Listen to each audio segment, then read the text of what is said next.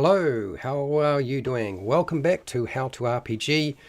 Today it's about mines. That's right. We're going to cover some mining. So before you have got the Dungeon Master Guide for Advanced Dungeons & Dragons 2nd Edition, the Game Master's Book of Random Encounters, which I think is a very good book, but particularly because it has a lot of different locations, and then the Pathfinder Game Mastery book for 1st Edition Pathfinder. So I thought I would just show them off for today, and I'm going to run a poll. This poll is, have you used a mine in a role-playing game? So feel free to take part in that poll or not. It's up to you. How's it going, Fred Hubber? I can see your I can see your comments. And how's it going, Charles Butler? Charles Butler is a patron. So this is going to be very much talking about navigating and designing your mines for today. Okay.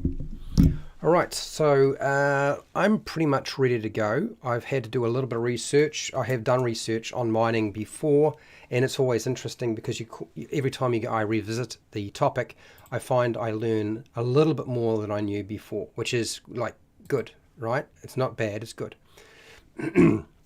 So grab some food, some drink, make sure you're comfortable and get ready because I'm about to start.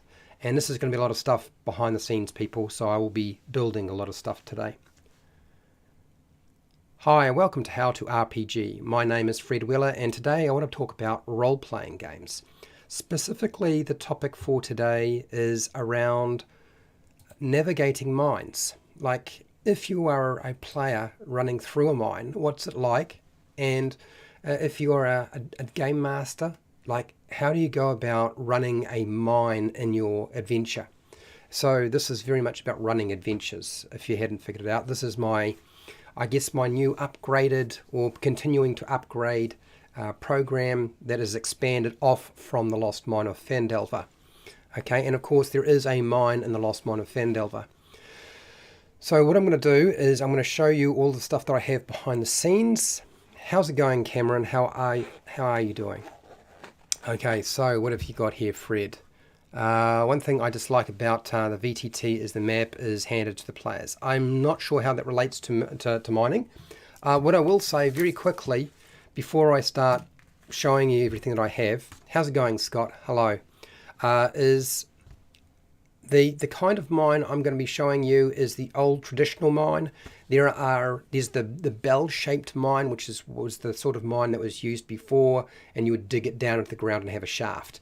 And then, of course, we had something very similar to that, which is basically a vertical shaft mine.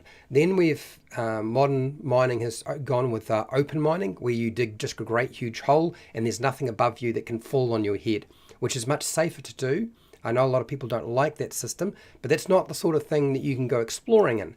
It's the one that has lots of catacomb-like passageways in the ground going down and along that you really want to present in your role-playing games, right?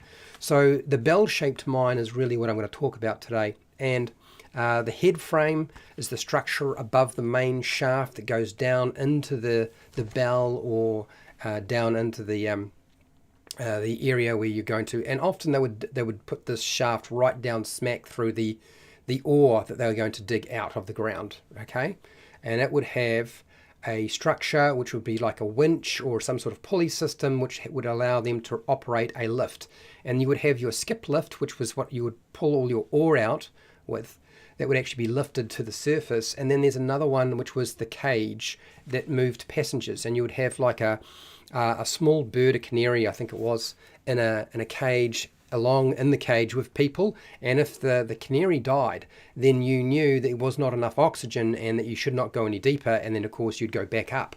Okay, so it was there for a very specific purpose, because breathing underground is very difficult. There's also the ventilation shafts, because you've got to try and get oxygen down there. You needed to have some way of venting the particles and dust, but also venting for air. So there's a couple of different shafts you're dealing with. You kind of got your main shaft, which was often connected to a lift shaft as well. You've got your ventilation shafts. There might be more than one of those. You have a sump. Now the sump was usually situated right smack at the very bottom, the lowest point of the main shaft. The lowest shaft in the mine was usually the main shaft, and the sump at the bottom would catch water. And the idea being that you've got to be careful you don't wind up drowning in your mine, okay? So there's a catchment section underneath, at the very bottom of your shaft. Mine levels, so as you go down your main shaft, you would have different levels that you would cut along to move and shift whatever you're cutting out. This is a slightly different version to the bell-shaped mine. The bell-shaped mine was basically you go straight down and you just dig all the ore out, and then eventually you just haul it all up, and then when you're finished you just close it off and you start again, dig a new hole straight down. But you can also have mines that go down and then branch out and find new ore deposits. So you would have an exploration tunnel as well, potentially. Then you have your mining tracks, because you have to move all of the stuff that you're pulling out, your ore or coal or gold, silver, or whatever it is that your mine is operating on. You've got to move it along tracks. So you would put down tracks for your carts. They might be motorized, they might be pulled by animals. They used to start using animals. Before that, they were just having to push these things by hand, which was a bit of a pain. You have your production slope, which is basically a production slope is where your main ore or whatever you're trying to pull out of the ground is. Okay, it's the vein of ore or deposit. You have a pump station later on. They would have pump stations. You might not have that in your game if you're not using technology that involves a pump. Now, a pump could be operated a couple of different ways. It could be steam power, which would create a whole lot of different problems. It might be powered by people operating a mechanism. It might be powered by magic. It's up to you. And the idea was to move water, because when you drill into the ground, you find deposits of water. Water starts to form. And because water likes to go down holes, usually to the bottom, you've got to get rid of it. Otherwise, eventually everybody in the mine drowns. Okay, so would there be a pump station? Also air. It's very hard to get air to go down into the ground, so you would have a way of drawing it down. And very early mines used to use a furnace, which is incredibly dangerous because furnaces mean fire and gas combined would have caused explosions. But also flying particles would also mean, if you have enough very fine particles floating in the air, it doesn't matter what it is, flour, it could be coal, it could be something else, but very fine particles, even dust, just skin off your body. If you have enough of it, concentrated with a flame source, explosion, everybody dies. So using a furnace, although it would help draw air down into a mine, incredibly stupid. And also when you dig into the ground, you will find pockets of gas that are built up over time, so that creates even bigger problems. You don't just have the dust that can explode, but you have the gas as well. So there's a lot of things that you're probably going to have to contend with when you're building and creating your own mine. Wandering monsters and entranceways, I'm going to talk a little bit more about. Most of your monsters and wandering monsters or creatures that would live in a mine, if they're not miners themselves, because you're often going to explore a mine when it's vacant, right? Where the mining is stopped and there's no more miners anymore. They're not going to live deep, okay? They're more likely to be living very near to the entrance of the mine itself. And so that's where you really want to put your creatures if there's something taking up residence. And of course, creatures, monsters and beasts, they like to find holes in grounds and live in them. They just won't go very deep because it's not really going to be to their advantage. The other thing is, you're probably thinking, what about the living quarters? Like, what about barracks or living space? You don't live in a mine.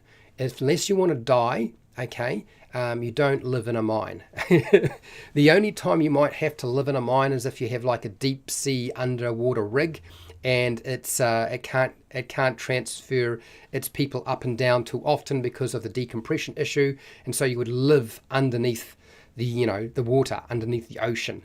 You don't with a landmine. You would just keep going up and down at the end of your day on your lift or your the cage, back up to the top, and all your living space would be in tents or in some sort of shack or building above ground near the mine. Not too close, because being too close to the mine means suddenly your building might collapse into a hole, who knows, depending what's being dug underneath.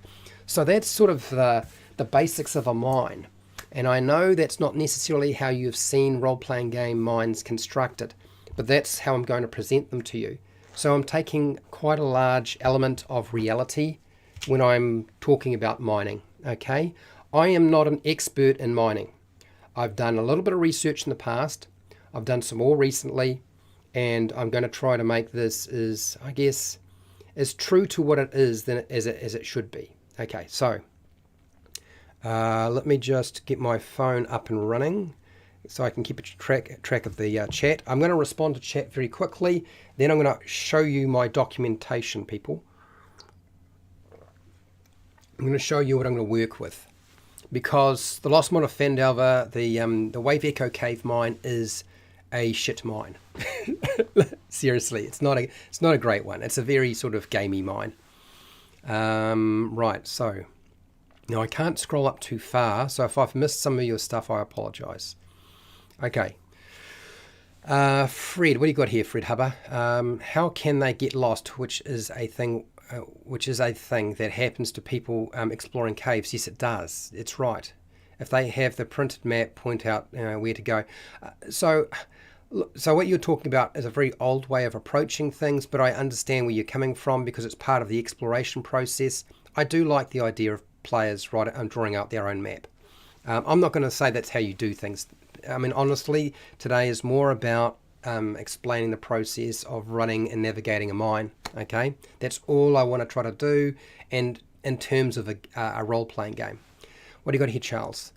Then you have the players getting upset that you didn't do perfect descriptions for them to draw. Yes, exactly. This is exactly the problem, Charles, of the map, and of course their dwarf of the passive perception of 28 would know the tunnels connect to places and connected in 6 places or not 4 or whatever. Yeah, I get it. Yeah, and I think there is a aspect of you're getting the players to draw their own map, but also giving the players enough information, since your description verbally is not... I draw my maps as I go, and so I tend to wind up doing the drawing, which I know it's not what people have done in the past, but that's just me. What do you got here, Cameron? The YouTuber Exploring Abandoned Mines can help visualize things. Very good video underground. Okay, interesting. Exploring Abandoned Mines. I will have to make a note of that, since so YouTuber Exploring Abandoned. And this is essentially what you would do with your role-playing game, right? You're focusing on exploring an abandoned mines.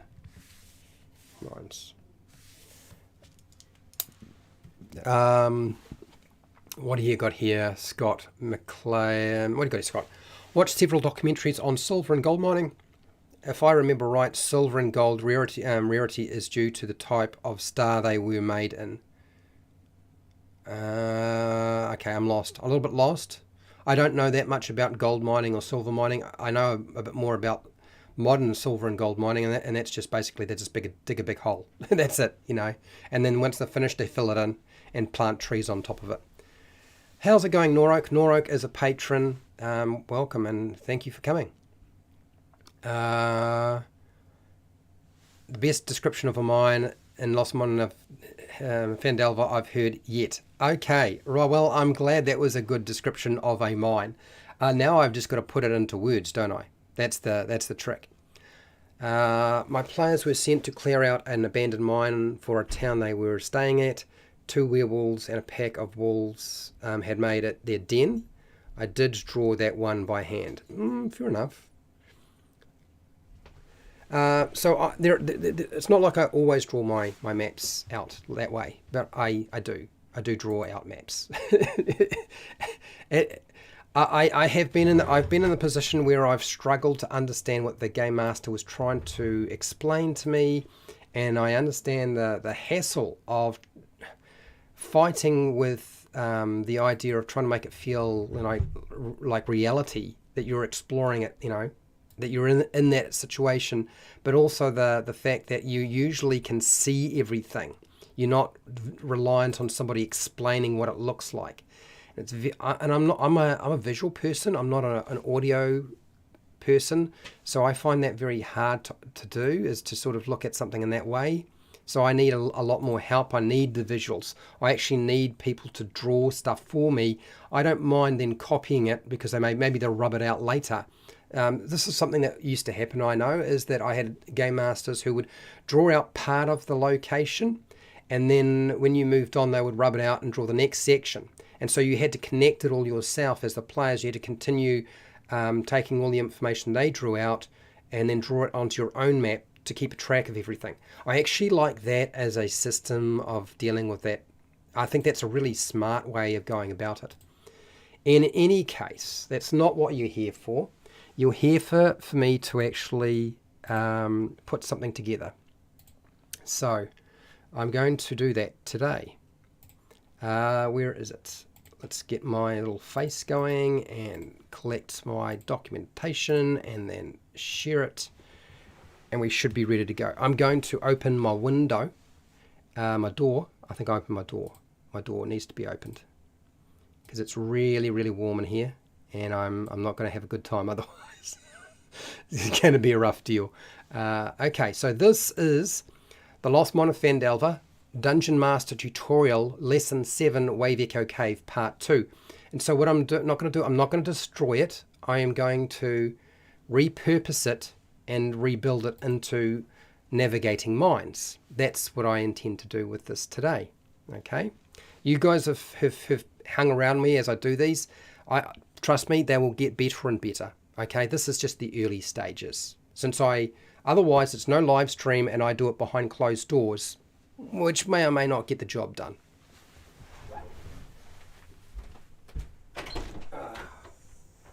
Okay, right, you should be able to hear my cicadas. They're very happy. It's a very warm day, which means that's why I've opened the door and I'm throwing the hat away.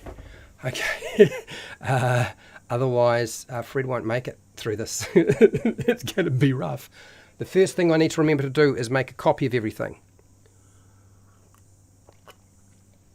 because I don't want to destroy it. What I instead want to try to do is I just want to duplicate what I've done before. And I believe I need to make sure that I have, what was that? So we did exploring dungeons last time, and so the naming process that I've been using is this, isn't it? No, let's just go like this. Let's just go like that. I will have to renumber it, but that's fine. Copy. Actually, I don't need to do that. I can go do this. Sorry, people. You'd think I would have been all sorted out and ready to go. Okay, so for those of you who want to talk about the Lost Mine of Phandelver, I'll talk about it if you want me to. Okay, as I go, but I'm still going to do this entire presentation. Okay, so I need to do this, rip out that. Derelict mine exploration. Exactly, Fred, exactly. Derelict mine exploration. This is what we're all about. Okay, so paste it. Running Adventures Game Master Tutorial, and it is navigating mines. Now, I guess I should have asked this question. Do people feel like I should be calling it designing mines or exploring mines? Because I actually like the idea of calling it navigating mines. And the reason being is I also want to provide a little bit of advice as we go here that would apply to players. Although this is primarily designed for game masters, you still need to know the issues and problems that players will have to contend with. So you're a bit understanding about the issue of navigating that kind of location. But yeah, let me know how you feel about that, and we'll go from there. Okay, so that is the slideshow, the Google slideshow, and I need to rename this here. Make a copy. Same thing as before. As a few of you have known, I occasionally have messed this up with my copying process. I'm trying not to today. Navigating mines. And I think that's right. Okay. Now, if I remember right, I'm supposed to close this file here so I don't destroy it. And then I'm supposed to get this, take this out, and then copy and paste in running adventures game master tutorial, and it's navigating mines. Oh, how do I get that? There we go, that's better. For let's do this.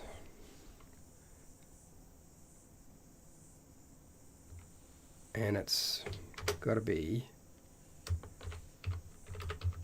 running adventures game master tutorial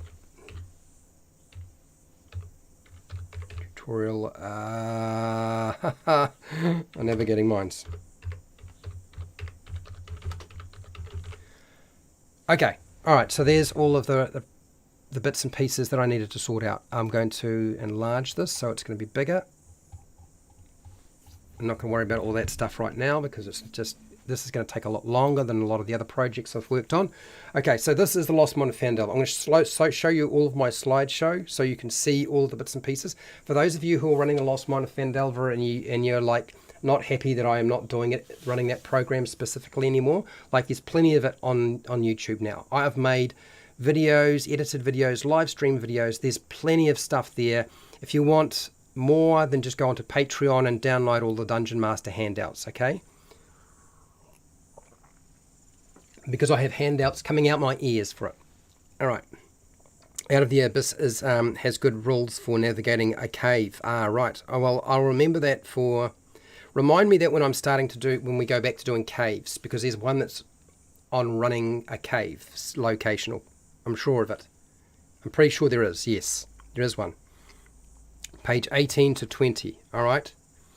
I ran a campaign that was random rolling underground tunnels. The players weren't mapping, so I wasn't mapping. Well, that makes sense. They turned around. We walk to the surface, I said, about 50 feet back, and the tunnel ends in a solid wall. Where are we going with this, Fred? I don't understand. I'm a lost. You have a lost to me.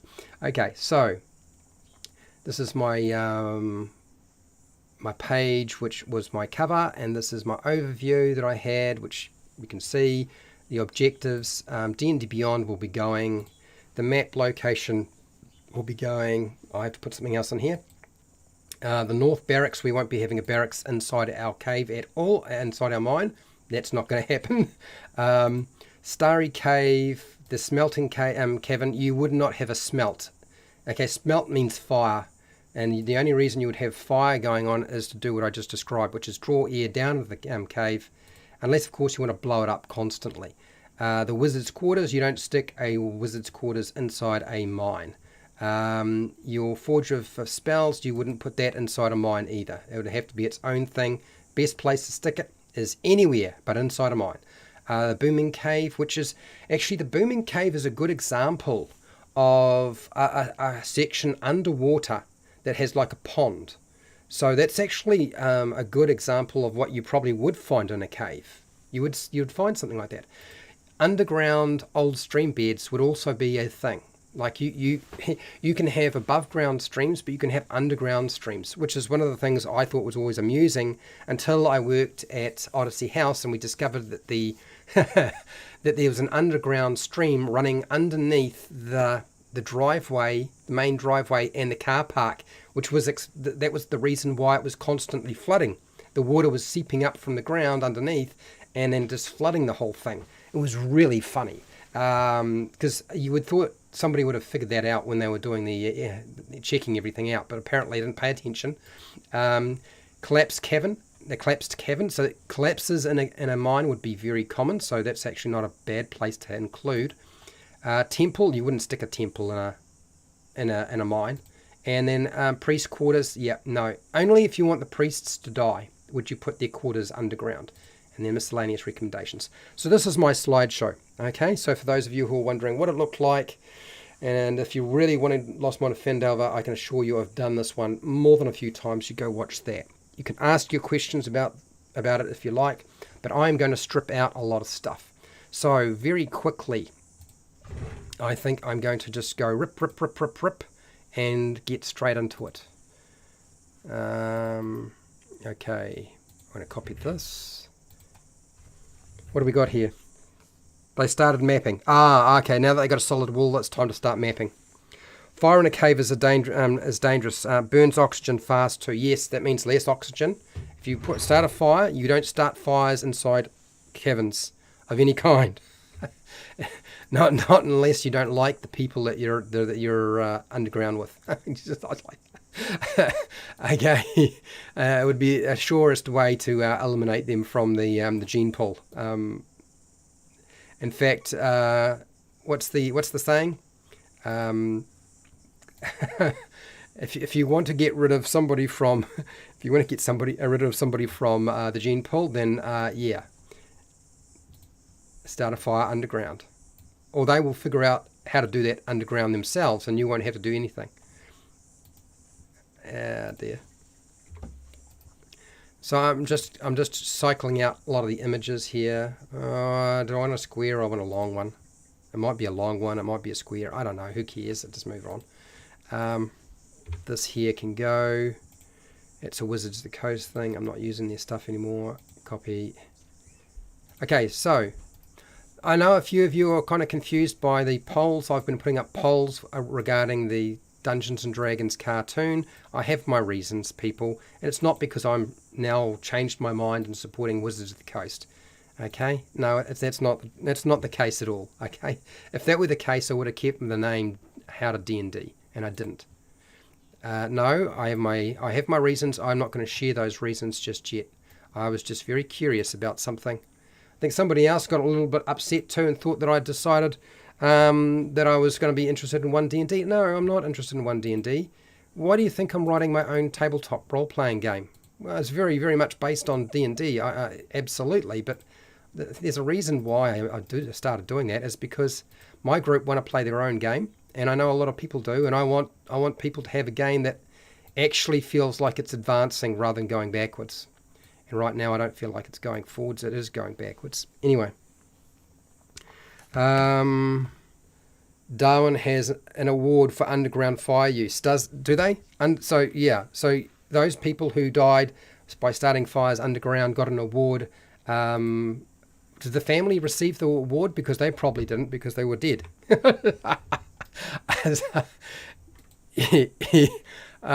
Dear. No, I can see a lot of people are responding to that poll. I'm not going to check the poll just yet. But I'm really curious as to how much people do in their games around mines, and how much they base them on a real mine. And I would imagine there's a lot of work. Every time I've done it, I always felt like there's a lot of additional work in trying to make a mine feel real in a role-playing game without just hamming it up and doing what everybody else does, right? And I wonder, how frustrating is that for you? when you find that that's the case. The Starry Cavern. Well, no, we don't need to necessarily take that image away, but I don't like the image that much. The Starry Cavern was not the best image I could possibly find, so we'll ditch it. Let's be brutal. If we're gonna chuck off the reins, let's hack and slash. I'm a hacker and a slasher. as he continues to rip more and more images out of this slideshow. Okay, Starry Cavern, Smelting Cave, we don't need that there. We will put this in here instead. It's just a placeholder, not worrying about images today. We've got the actual main body to deal with. So my intention with this is that when it's done, again, I will use maps, miniatures, and dice. to explain everything and sort of guide people through stuff. Doesn't mean I'll be using any particular rule system, but maybe by then I'll have my own rule system ready to present to people, and so that'll change things. We'll see. I don't even know if people are going to like what I'm doing, frankly. Okay, so this mine map.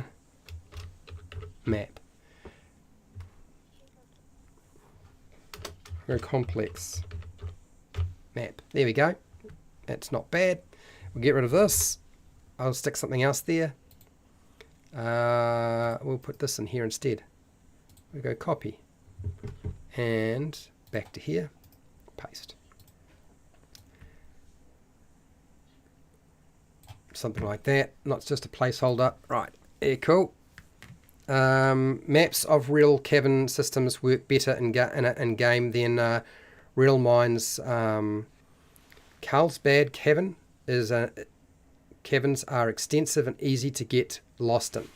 I don't know. Carlsbad Cavern. Well, you have to explain a bit more about that. Maybe I need to look it up.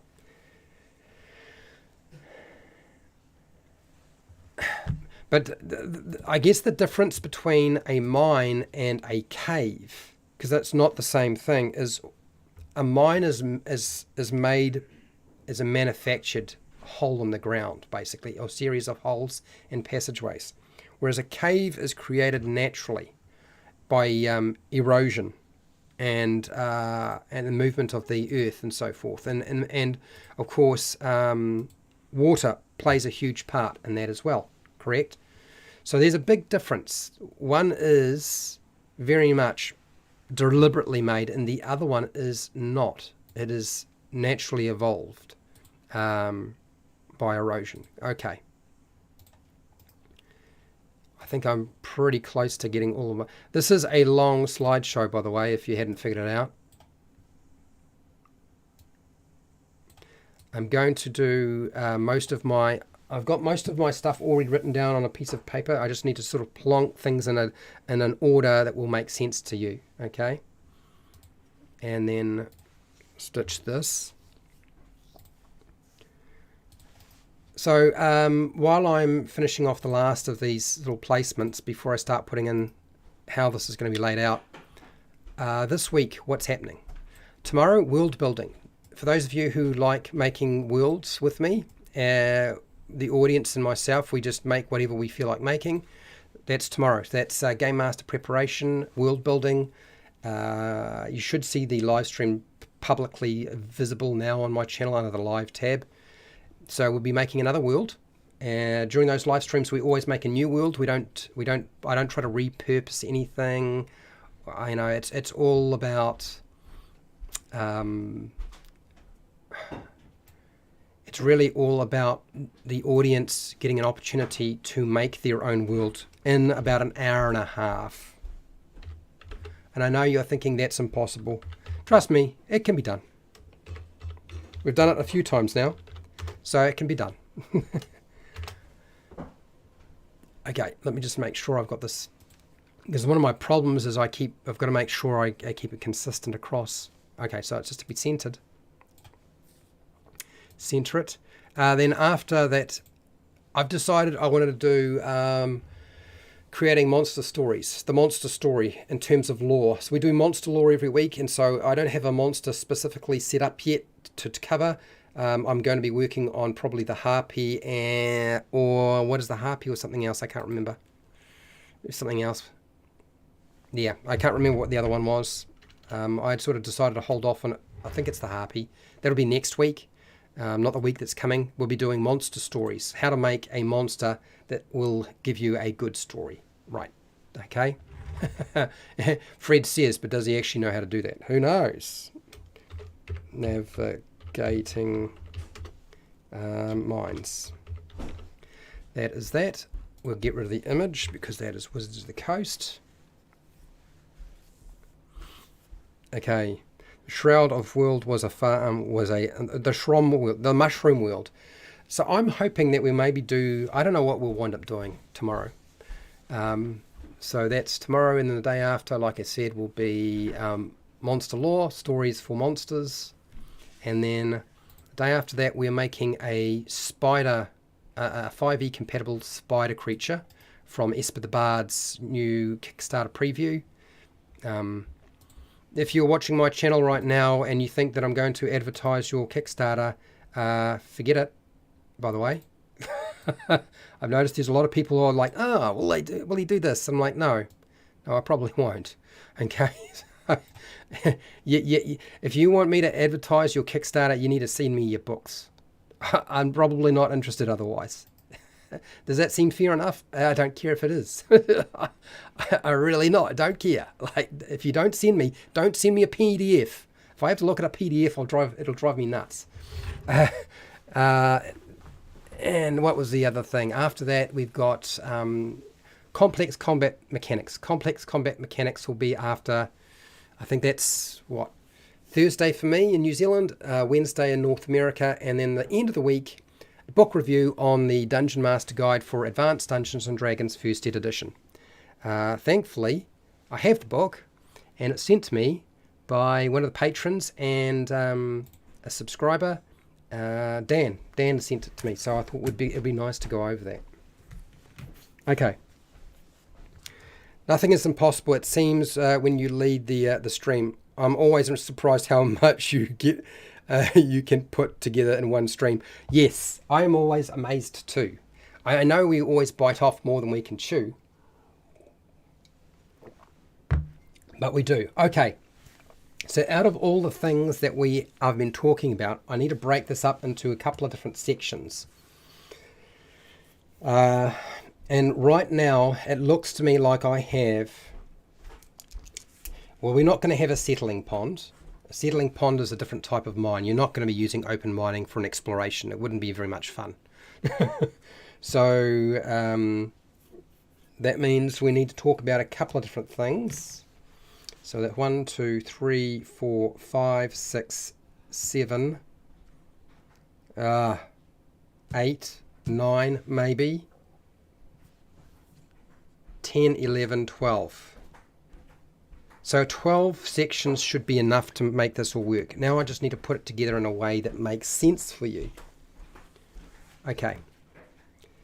Do you want a section on types of mines? I guess that's a question that I need you to answer now. For those of you who are willing to let me know, do you want me to cover... I mean, there's really only 2 different types, sort of. But I could cover the 2 different types of mines. The type of mine you're going to be using, I don't even know if it's worth mentioning. Is it really worth mentioning, Fred? I don't know if it is. Northern barracks. No, we're not going to be dealing with northern barracks. We're going to be calling this the head frame. The head frame would be a structure, potentially a building above ground that you could place into your adventure. This is, as I said, it is like the mechanism that operates the lift in the main shaft. It might be a hand-drawn winch. It might be a steam-powered engine. It might be a petrol-powered engine. It might be a magically powered engine. Why am I... It doesn't look right. The mine head frame. Coal fire mine. What's this? Hello, Pale Rider. How are you doing? I think you might need more than one stream for the Advanced Dungeons & Dragons Dungeon Master book. There's a lot of stuff in that book. Pale Rider, I know exactly what you mean. I was like, oh, blimey. No, I'm not going to be able to cover everything in it. It is basically a review. I've already realized that it would be impossible. I mean, most Game Master books are like that. When you do a review on them, you're not really covering that much. I don't need to call this number 11, though. This can be called number 1. The head frame. And all of this is really not applicable. It won't relate. It won't make sense to even mention it. So I will just take that away. Next. The smelter cave. Well, you would not have a smelting cave, not unless you want everybody to die. So, what we need to talk about is, do I talk lifts or do I talk shafts? No, I think we need to talk about shafts. We need to talk about mine shafts. Because that's how you get in usually. Although you can enter a mine through a vertical tunnel and then have the shaft inside and then go down. I suppose it's possible, yeah. Yeah, there's mines that are built like that. Mine shafts. Mine shafts, and let's get rid of that, so that's going to be out of the way. Cool. And we'll eliminate a lot of this. Mine shafts next. So let me just tick off these things as I go. And then mine shafts.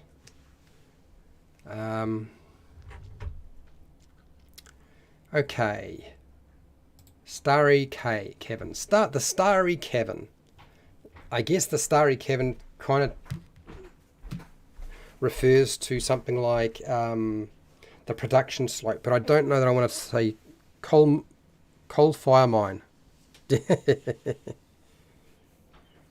Dryads, trents, and other forest-related creatures being upset with the hydraulic mining can be an interesting adventure, but mostly not at the mine.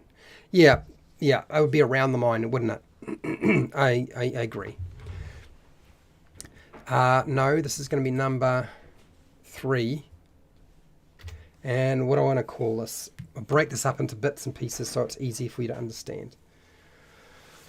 Mine levels. I think that's probably the next one.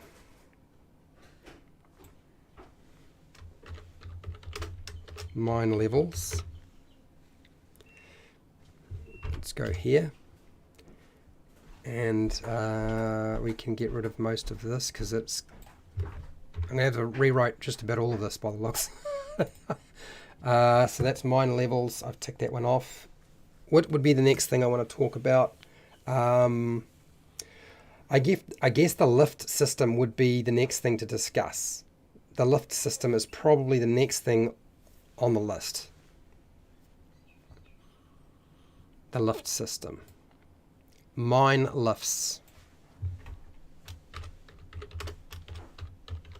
Because there's going to be some sort of mine lift for sure. If and what difference is there in dwarf, human, and gnome mines? I don't know. That's a good question. Difference in dwarf, gnome, and human mines. All right, I'm noting that down. It's a really good, interesting point. I guess the idea would be, I guess the most obvious difference would be human mines, you would not live in the mine, but maybe the dwarves and the gnomes would live in the mine. Although I don't think that they would. I think they might still live underground, but they wouldn't live in a mine as such. I think the mine would still have to be separate from their living space. Very much so, because of the dangers that are posed to them by living in a mine in the first place. So I guess the only difference is that your barracks and living space for a gnome and a dwarf would be underground, but not in the mining location. Whereas with a human, it would be above ground. Does that make sense? I think it does. I'm kind of spitballing and guessing here, frankly, because I hadn't actually thought about it that much. I was just thinking about what is a mine like in reality.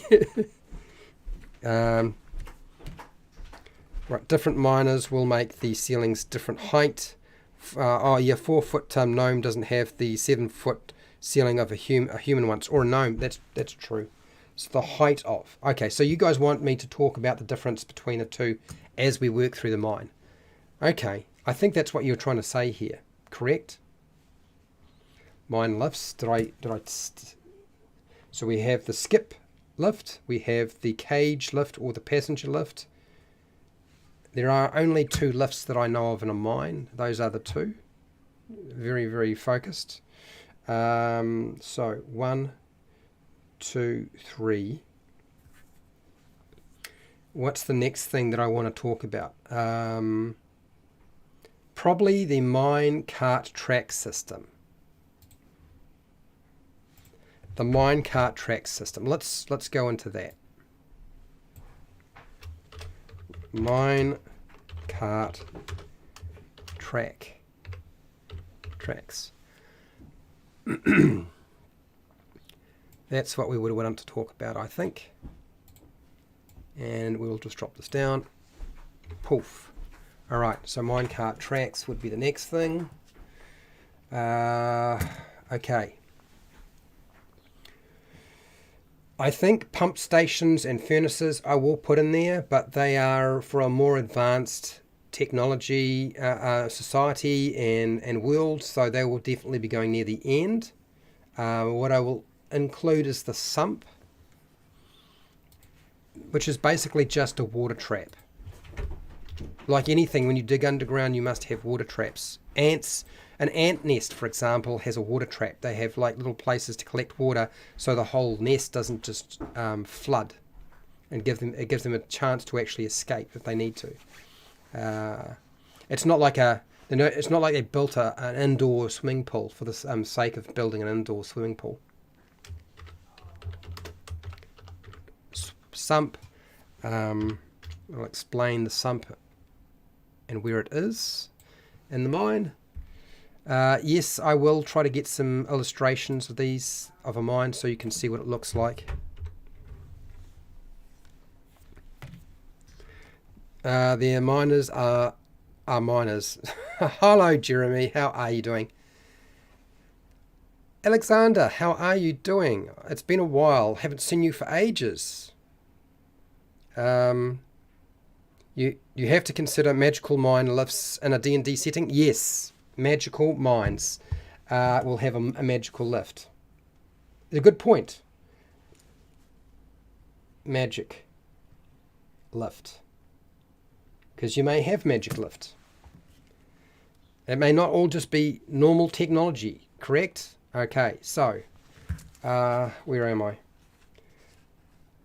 Jeremy, what do you got here? Goblins use mirrors for mining. Do they? Deep known workers could live in the mine. I doubt it. They would die. There just wouldn't be enough oxygen. Even a gnome needs oxygen, and there's not enough oxygen down there. They might live underground, but they wouldn't live in the mine area because of the oxygen problem. You have to consider magical mine. Floating disc lift. Oh, floating disc lift. Yes, okay. Floating disc. Floating disc lift. You guys have got some good ideas here. I've got to try and make sure I add them all in. Like a permanent reverse gravity spell to just float up and down. Yeah. Careful use of reverse gravity would be interesting for a mine elevator system. Yeah, it could be. Yeah, I agree. Alright, so the sump, which is the big collection of water at the bottom. So that's marked off on my little slideshow here. And then next is, I think the next one I need to mention is the production slope.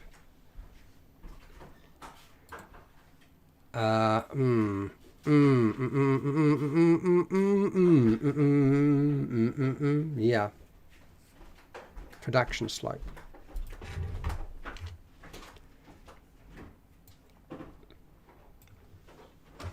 Mine production slope. Well, let's just go there. That'll do. Production slope. And then swig it down. Done. Although I can change that image out and make it longer if I need to. So production slope. Okay. And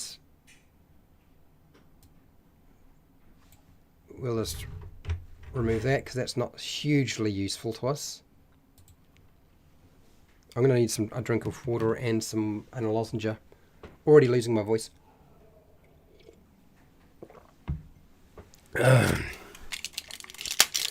Who in their right mind decides to sit down and try to come up with how do you design and duplicate and all the bits and pieces you need to know about a mine?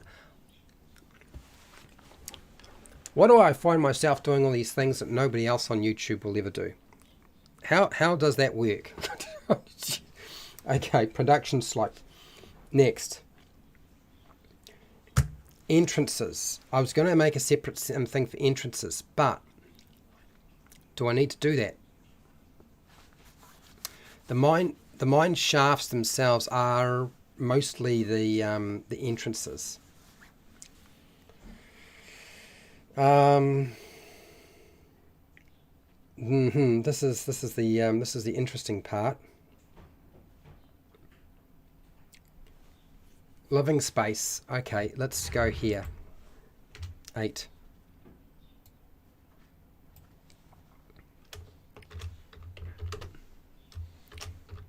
Living space. I guess that's really what we're going to do. Mine living space. I'm not suggesting that you live in the mine again, people. That's how you die. Remember? Okay. Next. Mine living space.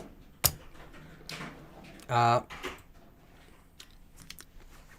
so much, it's not wandering monsters, it's more like a monster population.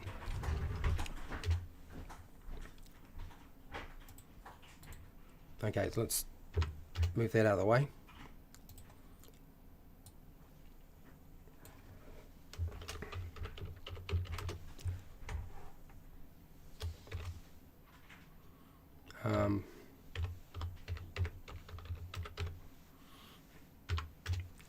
So that's not going to be that hard to cover, I suspect. And we just rip that out. Don't need any of this. Or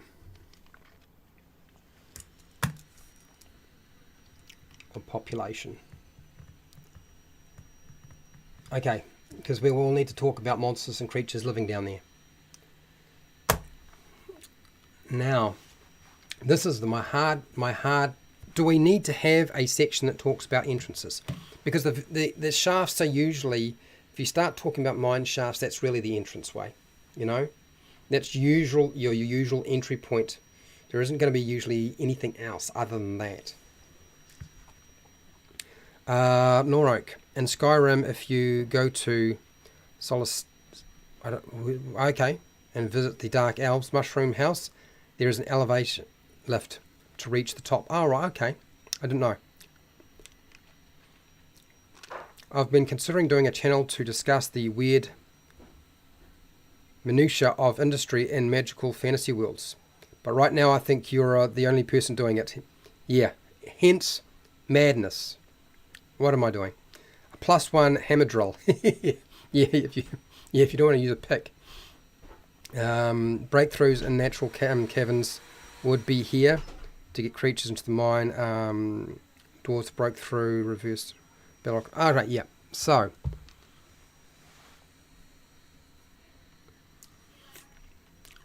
right, connecting to natural caverns as well. I guess that part. I've got to be careful I don't create too many slides. This is one of the things I've discovered is when I start doing this stuff, you know what I'm like. I get carried away, and so I have to sort of look at it and think, okay, do I need to do this? 1, 2, 3, done this one, this. I'll do the pump station, and the furnace is the last things.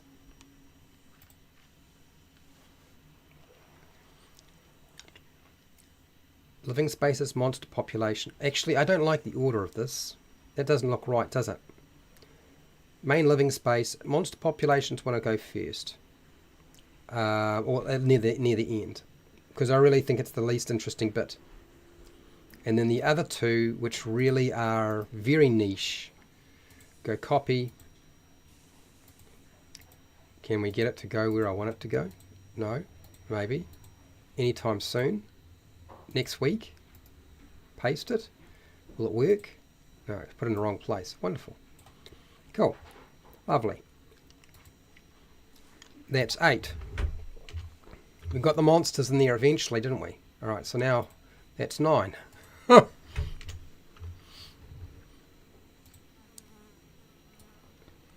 So now we're talking about the mine pump station.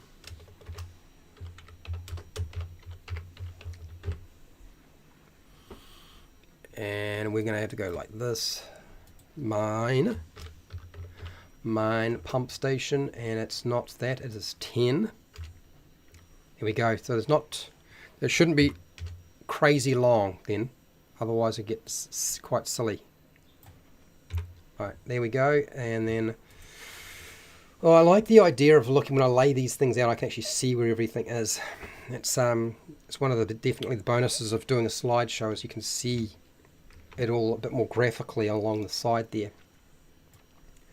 So that's the pump station. And if we want to kill everybody, we'll have a furnace. Mine furnace leads to total party kill. Probably don't want to put it in there. It's probably a bad idea. Aha. Mm-hmm. Have I numbered this incorrectly? Have I missed something? Oh, I probably have missed something. No, it's because I left the entrance away. Because really the entrances are the mine shafts themselves. Okay. Good. Paddle road, some might have air shafts, could be an entrance for small creatures. Yes, it is. And yeah, mines should always have an air shaft. There is no end to the possible directions. No, there really isn't. How's it going? Prepare, cook, and survive. How are you doing? Alex, are you still here, by the way? I'm just curious. I'm just like, is Alex still here?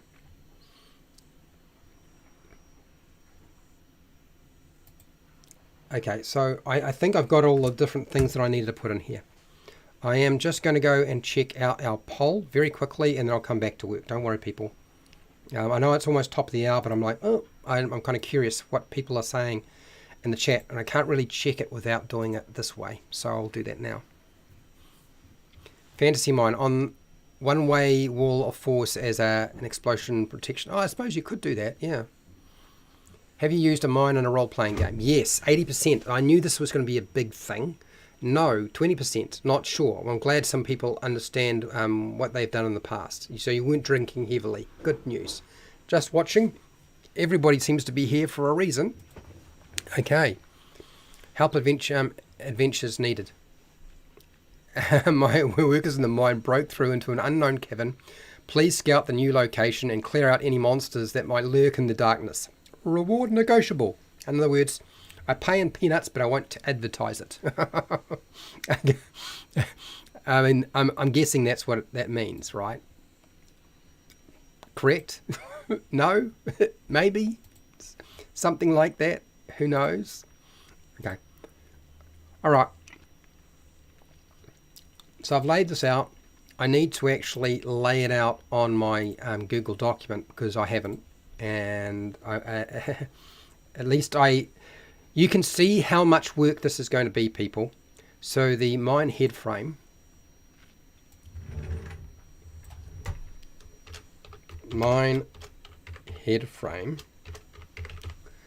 and we'll explain what that little sucker is. A peanut gallery is active. Yeah. You can go and visit the peanut gallery. I have skeletons and zombies working in my mine. I definitely a capitalist. Yeah. Well, see that's something that would live deep down in the mine, which would be the undead, because they don't need to breathe. They wouldn't need to worry about the same sorts of issues. They wouldn't drown because they don't drown. Do you know what I mean? So they would probably be down in the bottom reaches of a mine. Whereas you probably wouldn't find anything alive down there, normally, that needed to breathe. Mine shafts. I know it's top of the hour, people, but I just want to get at least my headers done. Okay. What was number 3? Number 3 was mine levels.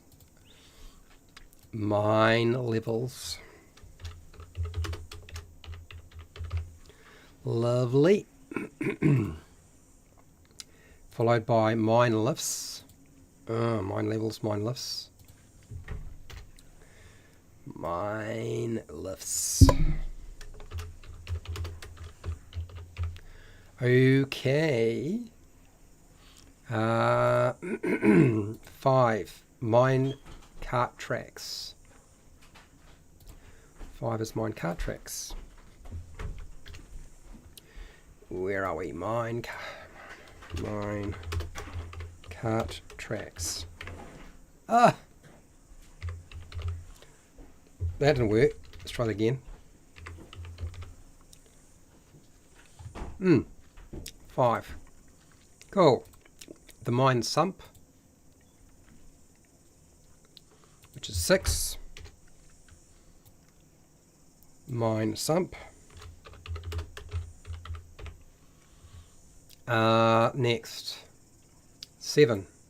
Production slope, or the mine production slope, should I say. Mine production slope.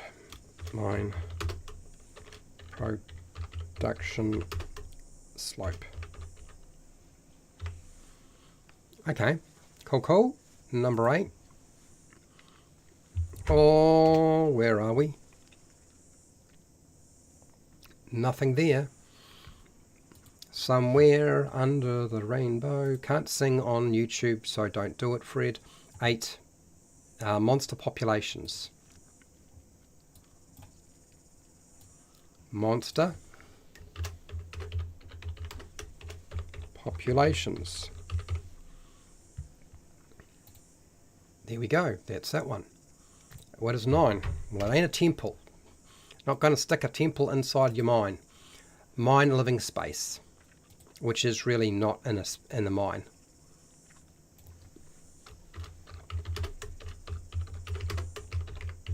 Mine living space. There we go. Got it. Almost there. Ah, yeah. The mine pump station. 10. Mine pump station.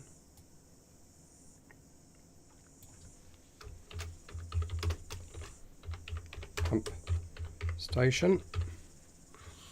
And what else? The mine furnace. Aha. Hee hee. Ha ho. Ha ha. Did I get it right? It is 11. It is 11. Okay, at least there's only 11 sections, not like 24.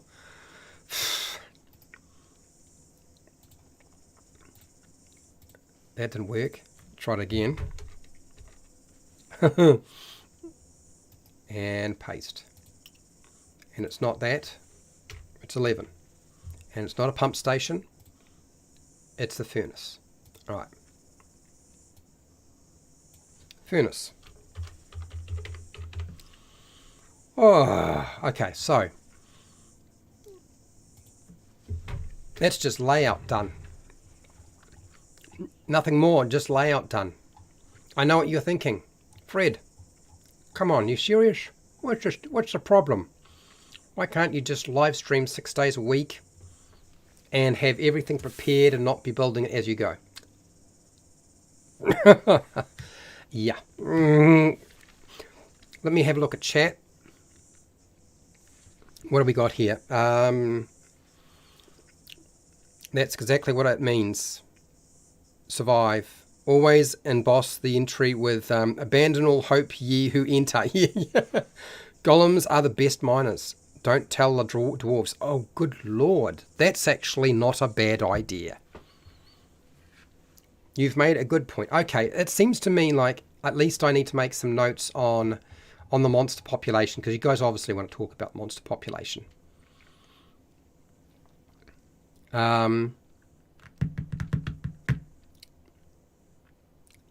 So let's just go like this. No, I'm not going to do that. I'm not going to destroy that yet. I might, but I'm not going to do it yet. So, undead might live,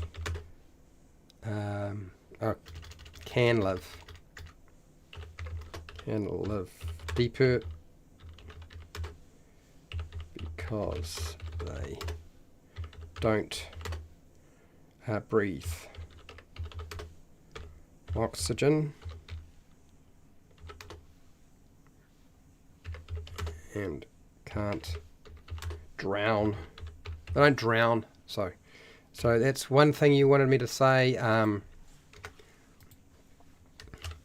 Most monsters live near the surface. Surface close to the entrances or shafts. Shafts. Okay, what was the other thing? Golem. Golem. A golem can function. What am I putting it here? Pardon me.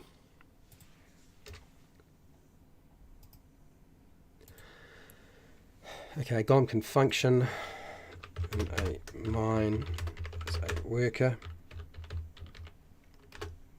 without issues. Okay. So those are little notes that you guys have been putting forward, so I've put them in. Okay, they're there. Variant Warforged miners, yes. Strad Mining Corp. Necromancers wanted. Good point. What else you got here? Now you're moving down. The best quality to quantity ratio would be clay golems. They are more durable than flesh golems. The cheaper than a that's true.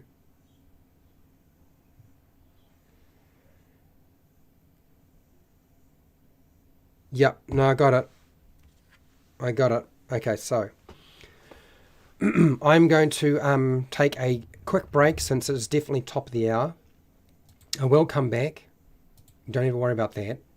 I am coming back. I'm just going to take a quick break, 5 minutes or less. Not going to be long, and then we'll be continuing on this journey as I try to figure out if if I can put together something like this. Somebody had mentioned that I should do something like this when I was doing the Lost Mine of Phandelver, and I realized just how hard it was, and I thought they were insane that they'd even think that I would attempt it, and yet apparently I am attempting it, which is stupid in many respects. I have to say, yeah. Anyway, so I'm going to pose you a question while I am taking my break before I come back, giving you an opportunity to have a think about what you might do. Ah, you're here. Wait, tell me what happened to the hat. It's getting too hot, Alex. I was wondering if you were still here. So, question, hashtag. My question to those of you who want to answer.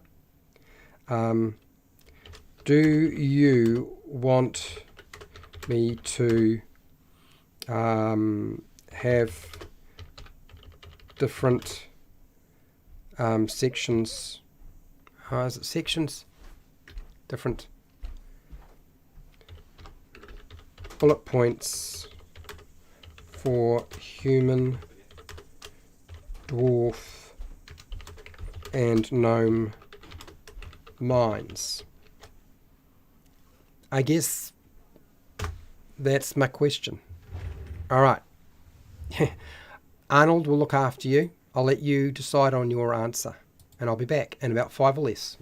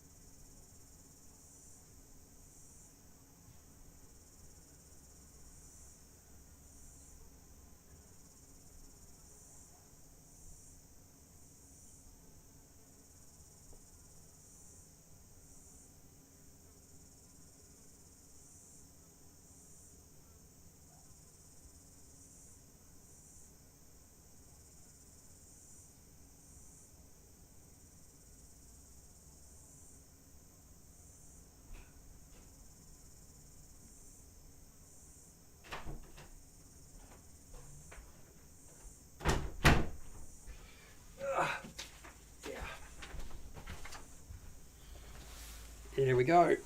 Let's get in here.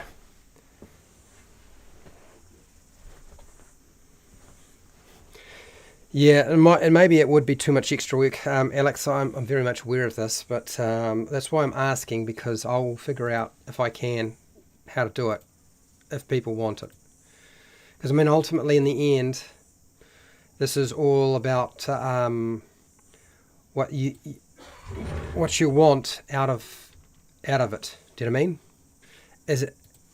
I'm not really intending to try to make something that isn't useful to you. If it's not going to be any use to you, then I wouldn't make it. But if you think it would be useful, then maybe I should. I'm looking at it and thinking that it means I need to consider gnomes at each point, but not necessarily for every single section though. So it's not necessarily the end of the world if I, yeah. So that's just all I was thinking. Anyway, let's get back to the screen so you can see what I'm talking about, because you can't see a thing right now. Here we go. There we are. Rare. Thanks, Arnold. Thanks for holding the fort. So let's have a look at what people have to say. I know what I have to get done today. I have to make sure I define everything so people understand what those sections are and what their purpose is. I understand I must achieve that. Yeah. Even though I've already explained it to you, I haven't written it down. Prepare, cook and survive. Always better to have it in as long as you have the time and the patience. Well, we'll come back to this in two months and do it all over again. Like, not a big deal as far as I'm concerned, as long as people don't mind hanging out and doing it. Norok, I am down either way. It makes sense that the different races would lean towards different types of minds, but I also think the DM or adventure guide would have already decided the type. More than likely, but you know me. I'm all about you making your own stuff nowadays. So if you're using a pre-made adventure, then you really won't need any of this. And if you are making your own stuff, then you will need this, maybe. And if you're wanting to modify an existing adventure, then maybe you'll need this still. So, yeah. Alex. Hey, Alex, I have a question. Are you playing any role-playing games or any Dungeons and Dragons? Because I know you were in this really awkward spot where you really needed to be able to play alone, and that's a really awkward situation where you can't play with anybody because of the work hours you're involved in. I don't know if the links that I provided in the Discord helped you so that you could play solo, because I was meaning to do a video on solo play, but I just never really got around to it. I guess mostly because it always makes me feel sad that people can only play with themselves. Like it feels like you might as well just play like a video game. Yeah, so yeah. Anyway, I'm just curious if you're playing in a group or you still having to go solo, or you haven't played for a while. I think that might be a bit too much extra work. It'd be interesting to think about how different races would solve the same problem. I like the lift issue. Yes, human lifts and gnome lifts would be different. Yes, they would. We'll have a section on different lifts. Norok agrees with you. Fred, one section discussion of a few differences in how different people would design their minds. Okay, that's what Fred wants. I actually have to leave now for groceries. No problems. He's probably already gone. So I've probably asked my question too late. Never mind. I'll see you later. Maybe just a short statement that can be different and a few examples of how. I don't know if I can do a few examples, but I can probably explain how. The rest is up to the GM. Yeah. Okay. All right. So I know where I stand with this in terms of what you're after. All right, let's do this. Oh, here we go. This is going to be interesting. So I have 11 sections to write in the time I have. Like I give myself such an easy job, don't I? Okay, the mine head frame. So the mine head frame is a building structure or a frame, bracket, a frame that, okay, where a winch or hoist,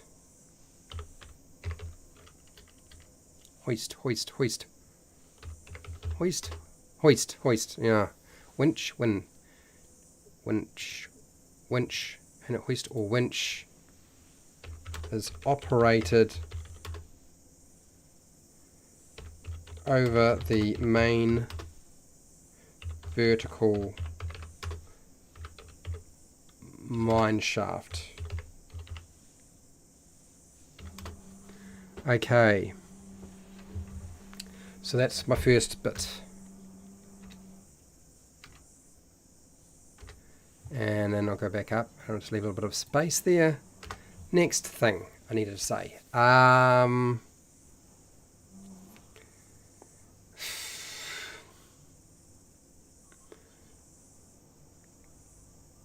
So, the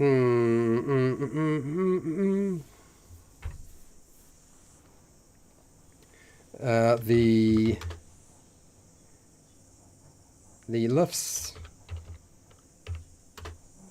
are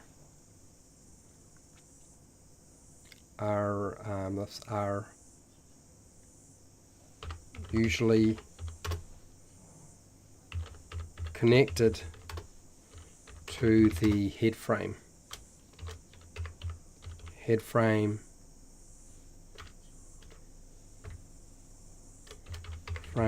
in the same shaft.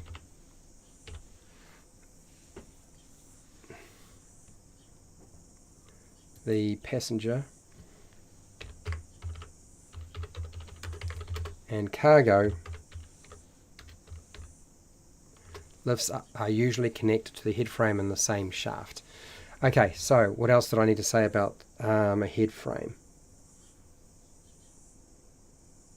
How they might operate, or how we might power it. The winch in the head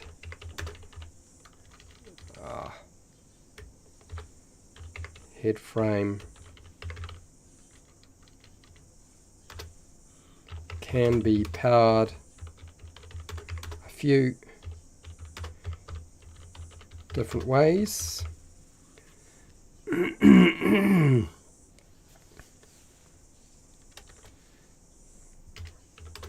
Such as first one is mechanical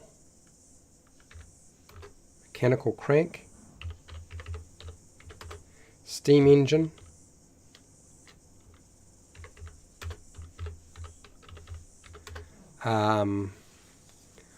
what else is there? Steam engine,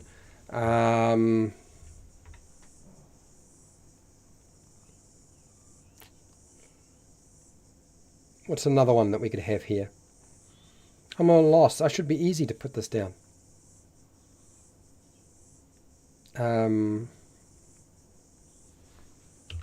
Magical, I don't know, magical something. Okay, that's the head frame. Head frame mostly done.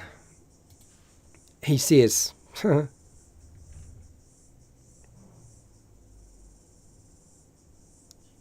yes. Yeah, Power Rider, I would agree.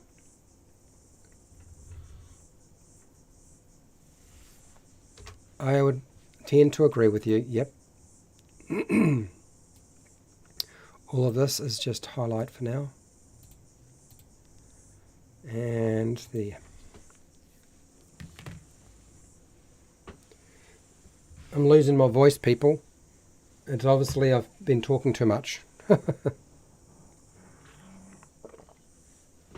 Oh, yes, there's a counterweight, isn't there? There would be a counterweight, potentially. Oh, counterweight lift, not a... Oh, okay.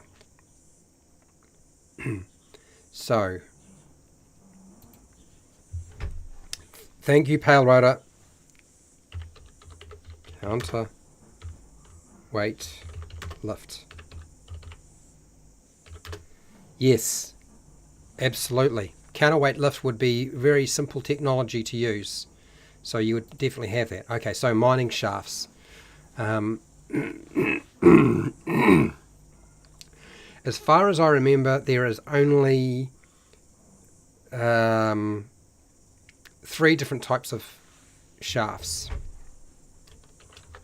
There are 3 different types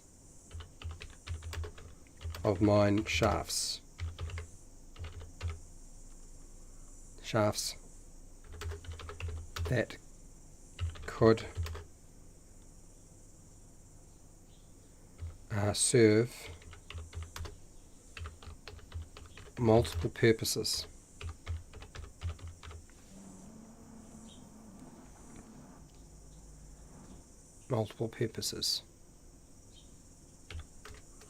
The first one is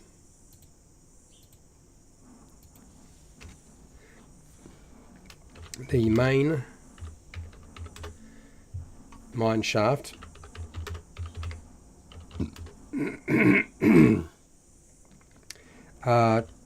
Transports the cargo, the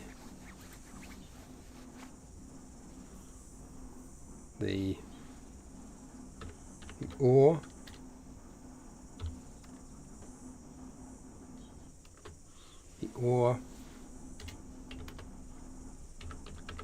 minerals,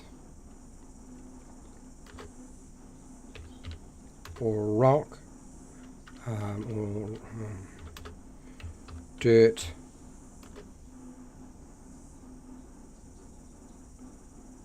and rock cargo from below the ground to the surface.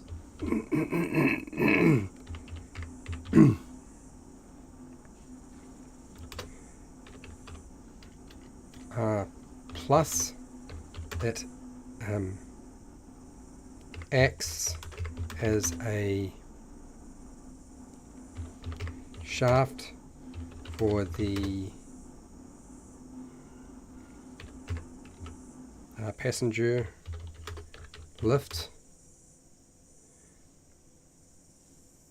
and air ventilation.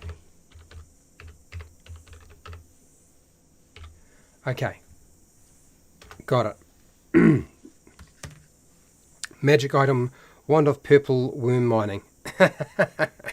Nice, love it. Very good, very good. Okay. The next mine shaft, which is definitely separate, and these are air ventilation shafts.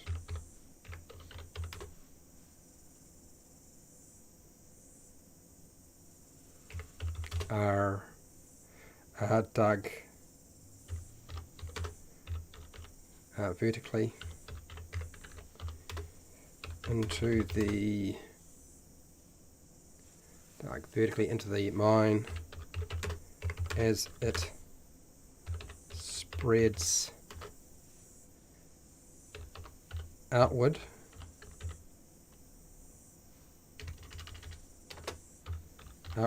from the main mine shaft. These allow toxic gas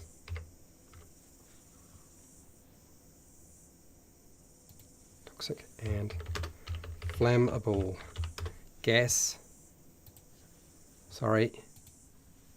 to escape and bring oxygen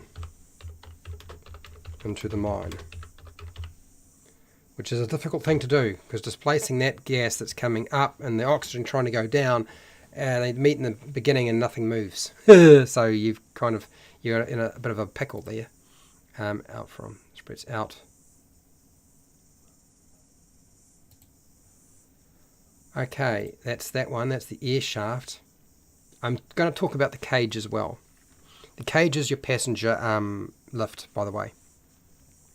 Survive. The minecart is what I'd be thinking for transport through shafts, and it gives the option for Temple of Doom chase.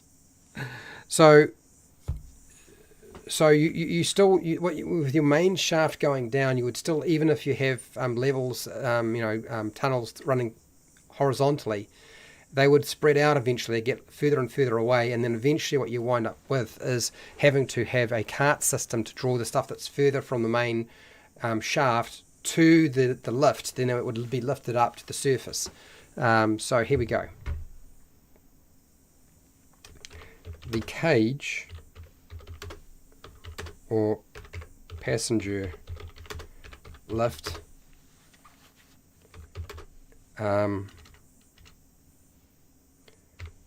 allows humanoids to enter and leave the mine easily, and is usually connected, usually positioned in the main shaft with the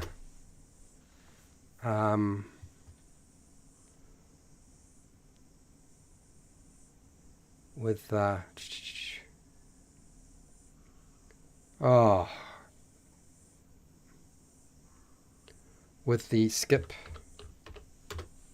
lift. Okay.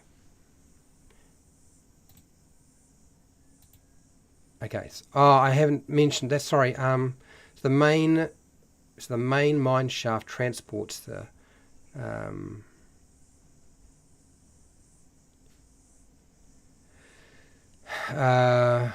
main mine shaft transports the ore, minerals, dirt, and rock cargo from below to the from below the ground to the surface. I'm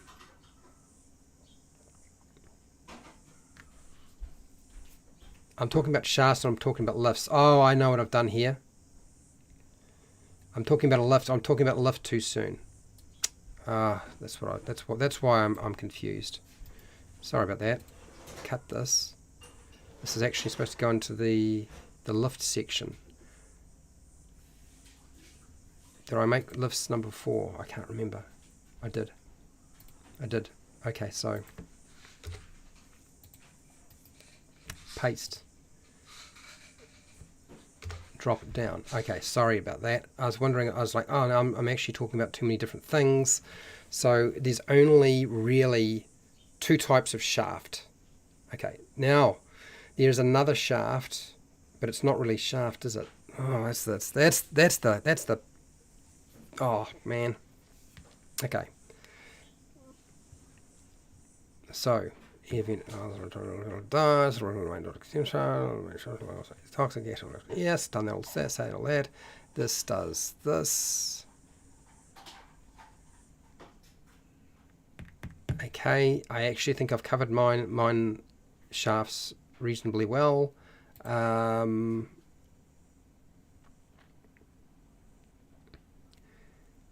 Okay.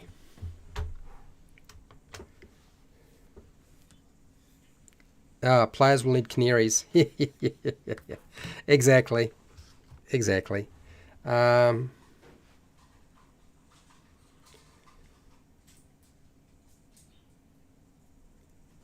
wasn't the only one thinking of Temple of Doom. No, I know what you mean. Do I know PR? Something like that. Hand crank fan connected to long feather ducts feed down into the mine, plus pulls out the gas, pulls out the oxygen, pulls in the oxygen. Long leather ducts, hand crank fan. Oh, okay, I see what you're. A hand crank fan. Can you imagine how much work a hand crank fan? You'd have to operate it all the time. A hand crank fan. Oh, okay. So just quickly, shaft, define. Okay, a long narrow part or section forming the handle of a tool. Okay, no. A light array of light shaft.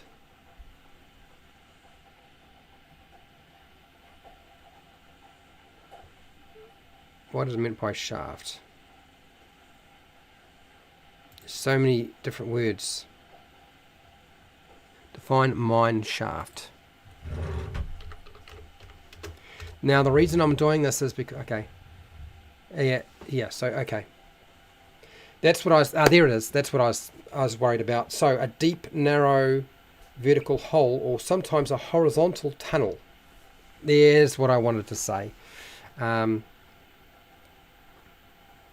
knew I needed to have the vertical and the horizontal. So here we go. So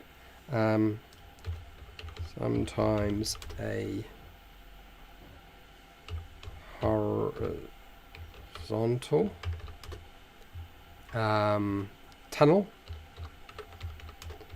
will act as a main entrance to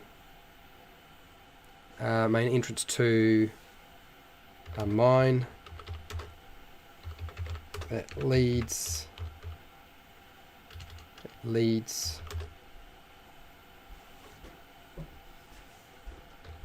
into the complex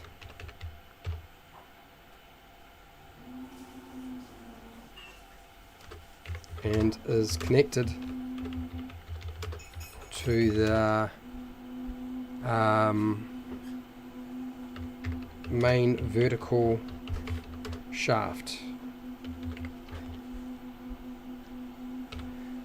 Yeah, so sometimes a horizontal tunnel will act as a main entrance to a mine that leads into the complex and is connected to the main vertical shaft. Okay, so I've got that. Mine shafts. Now, the difference between a mine shaft for a gnome and a human, I don't know there's anything that's going to be particularly different about the two of them, frankly. Players will need canaries. Real Alliance uses horses and huge hamster wheels to operate bellows and air pump. You put a quickling and a hamster. You're okay. Nice. Lovely. Lovely. Okay, so I've done this. I've done the basics around that. I don't know if I have what else to do with this yet, but I know there's more. Okay, mine levels.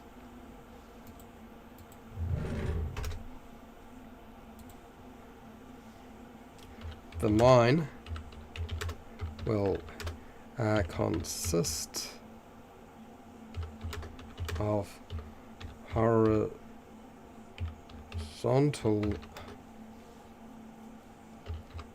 tunnels coming off the main vertical mine shaft.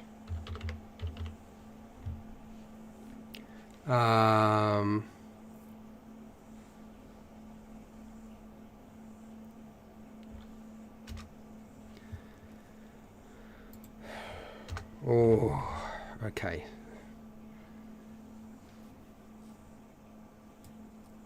We will just do this quickly.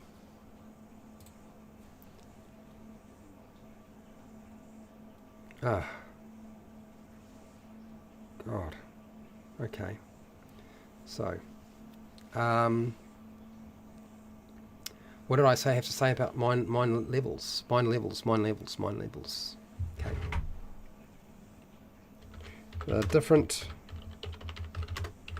mine levels are used to represent.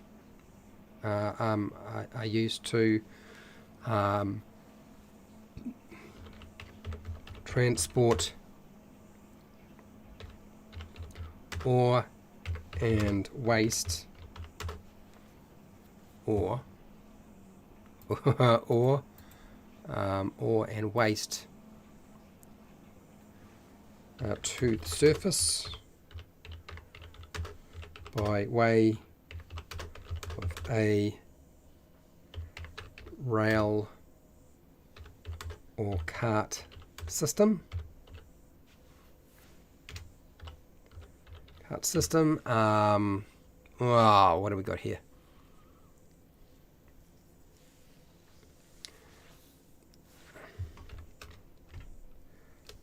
Mine levels might involve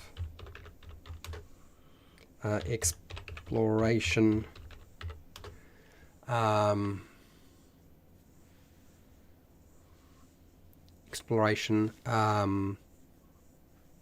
tunnels to find new veins of ore, to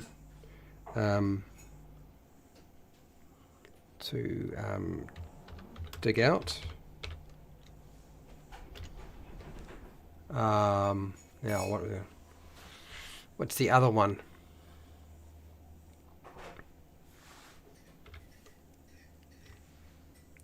So backfilling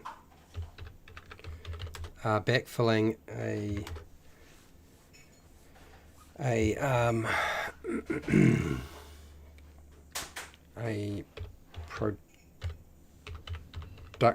slope or ore vein and helps stop mine.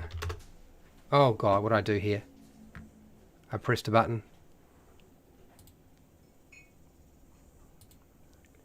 Let's close this one. Sorry. Okay. Help stop. Okay, backfilling a production slope or ore vein helps stop a mine collapsing by using a horizontal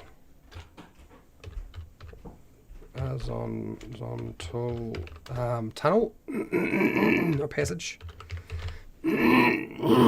Oh dear. What else? The other one? Exploration, backfill. I can't remember. There was something else I was supposed to say and I can't remember what it is in terms of levels. So I won't say anything. I'm just gonna move on.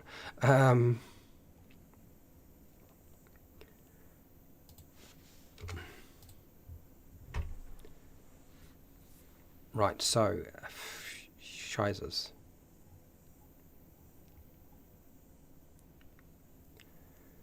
I'm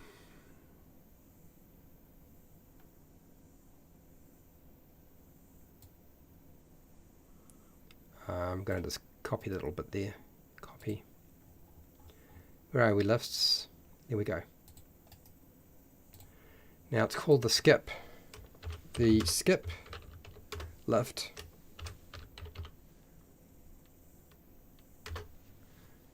here we go. The skip lift. What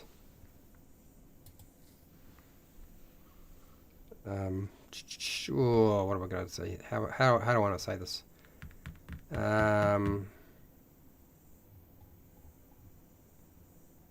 Lift moves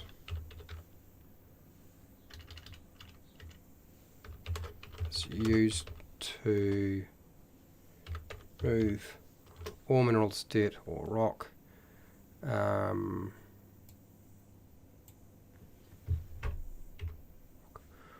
from the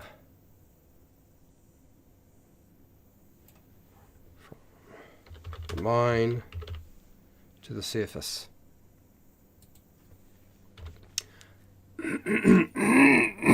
So the skip lift, and then you got the cage, which is your passenger lift, and yes, and somebody had something about canaries. What has he got here? Quickling, huge wheel, hamster wheel. Yeah, you guys have gone into pumps already, eh? Nice, nice. Well done, well done.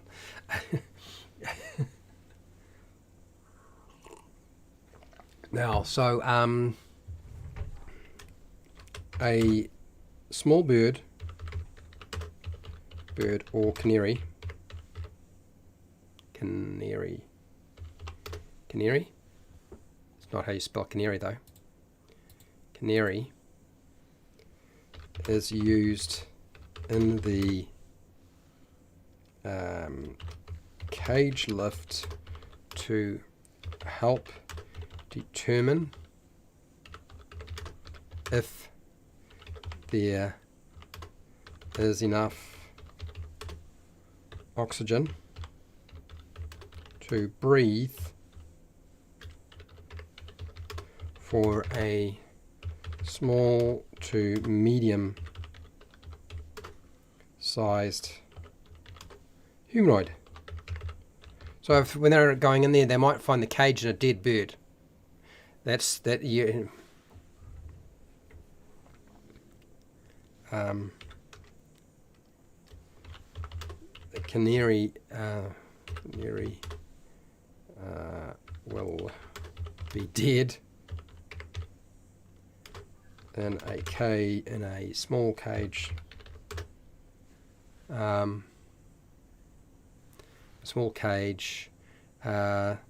If the mine has been abandoned.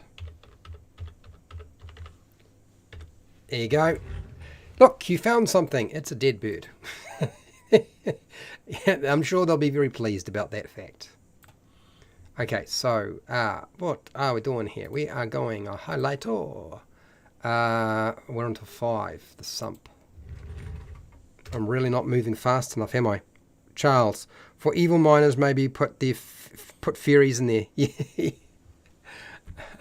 Yes. Okay.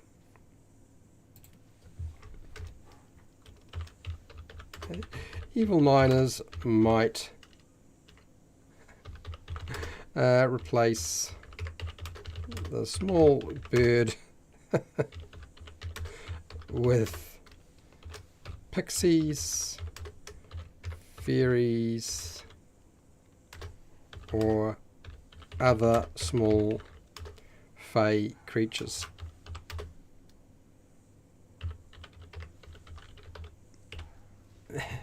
There we go. Thanks, Charles. We're in. Put a crank hamster in. Okay, so the tracks. Oh, gosh. Okay, so. Right.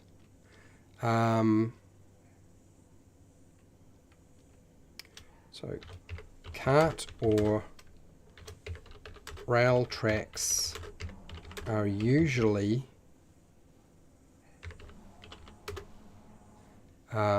laid in a horizontal laid in a horizontal shaft, tunnel or passageway to allow for ore and waste to be sorry, I almost forgot to allow for ore, miners and waste. So you actually use them for transporting people as well, potentially. Miners and waste to be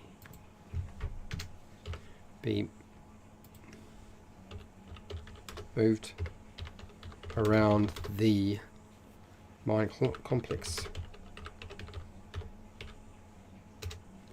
So, now the types of things. Carts can be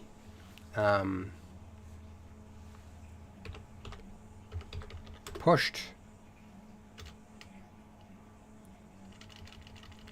It can operate a few different ways, such as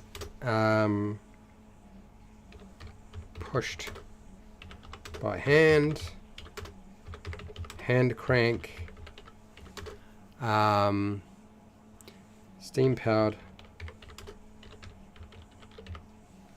What's that? What's this, Pale Rider? I could do the same thing as a bird, color coded. Yes, potentially, yes. Magic item. Yes. So let's. I'm going to get sidetracked. Steam powered.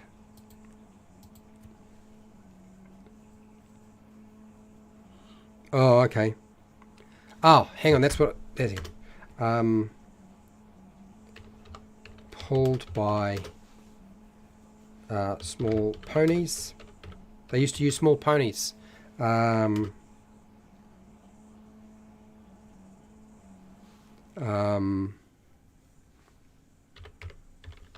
Carried by giant ants, etc. Something like that. That's the mining cart system. So that's okay. Spoils.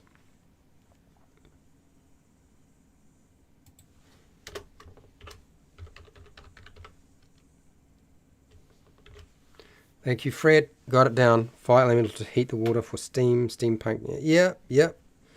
I'm actually now just jumping past all this because I'm looking at my time and I'm like, I'm running out of time. And I need to make sure I at least get the basics down so that when I come back to this, it's not a huge problem. And try to nut through everything. The mine sump. Okay, so the mine sump is a space. Is a open space below the main mine shaft that collects water at the lowest level of a mine. Okay, that's what I wanted to say.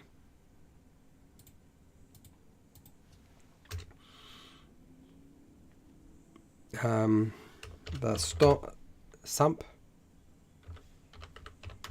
stops the mine flooding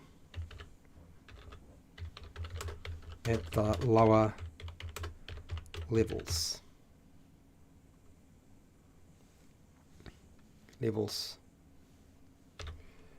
Okay, right.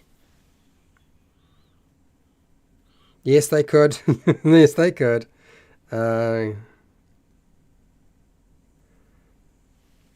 Archimedes screw. It's been so long since I had to think about the Archimedes screw. I don't even remember what it is, but I know I remember the reference. The older version of what was the bucket bridge, bucket brigade. Okay, so I've got this bit done, sort of. Oh, this is the other thing I needed to point out. So, a mine may connect to an underwater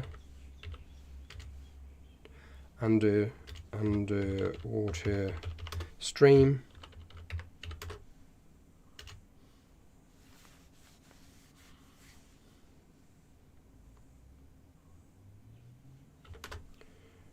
river or lake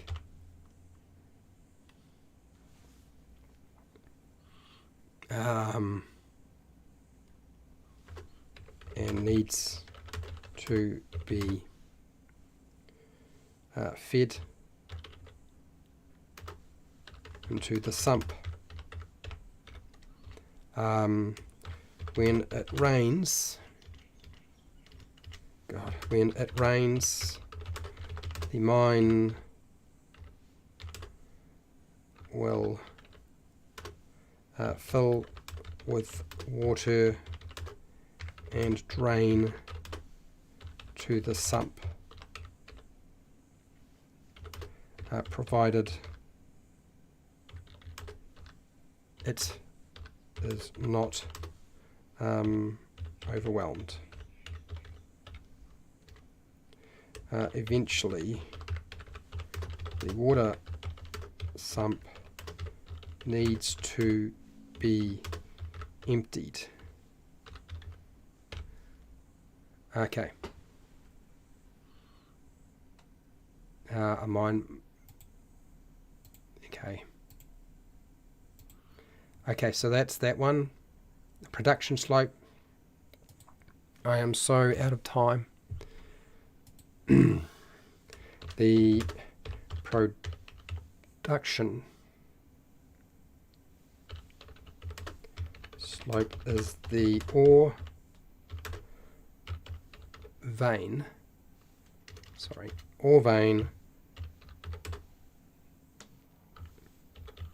where the miners dig away the resource.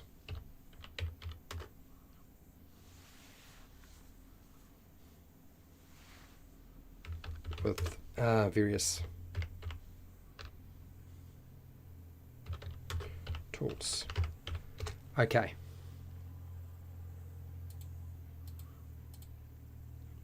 Various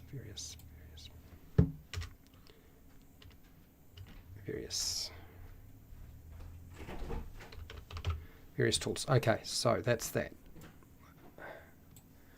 What am I doing here? Gone there. Production slope. I've done the monster. Well, I'll come back to that some other time. Here we go. Living quarters and barracks usually be set up above ground in tents or buildings, but not in the mine, as it would be too dangerous. Okay, next.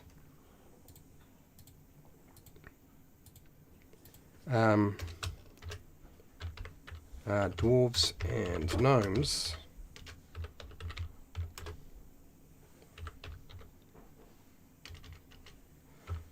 will probably,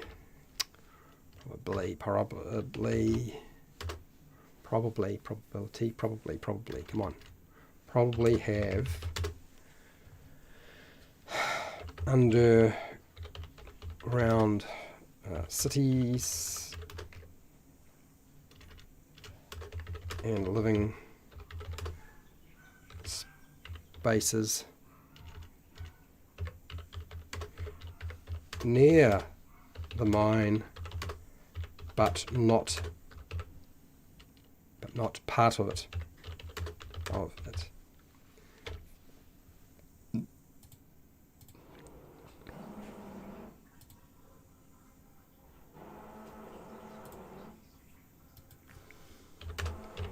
because it would be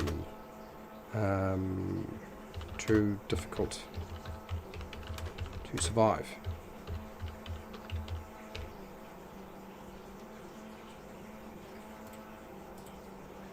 Alright, got that one. And I am definitely out of time here. I wonder if I can get the last little bit in.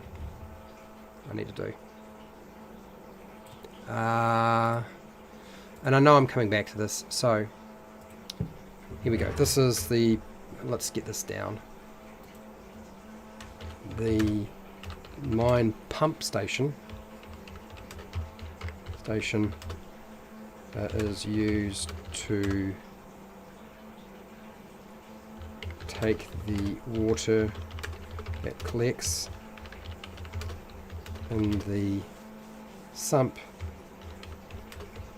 out of the mine as it fills up. Can't say anything else because I don't have time, so we'll come back to that some of the time. That's fine. And the furnace. Okay, the furnace is a dangerous way to draw oxygen down into a mine so that humanoids can breathe.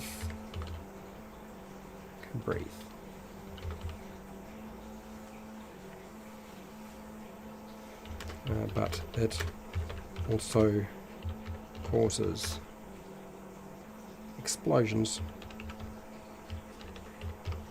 and very, very sort of trying to get it there, but you know, very early days, I have to say right now, and I don't know what to do with miscellaneous right now, and I'm out of time and my brain is fried. So okay, so did I get everything down that I needed to say? So there are a lot more examples of these different things need to be talked about. You guys have provided some really good ideas. I just haven't really had time to write them down. So I apologise for that.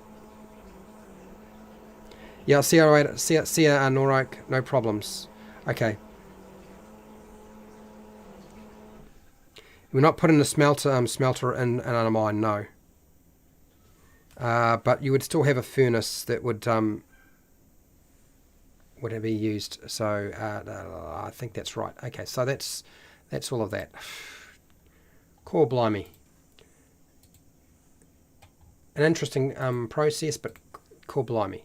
Anyway, I am spent. I am spent and I'm out of time. So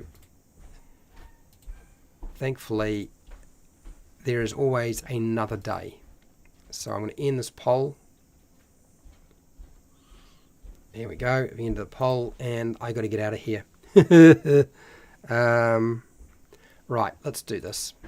Oh well, so I just want to say a big thank you to all of my patrons who support me, allowing me to make this material and talk about these topics. It really is a big thank you.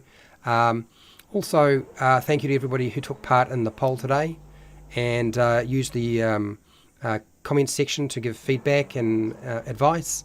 Also, if anybody who just watched, if you didn't take part in the poll or the comment section, and wherever you are in the world, whether it be the morning, the afternoon, the night, or the wee early morning, please look after yourself, your family, and your friends.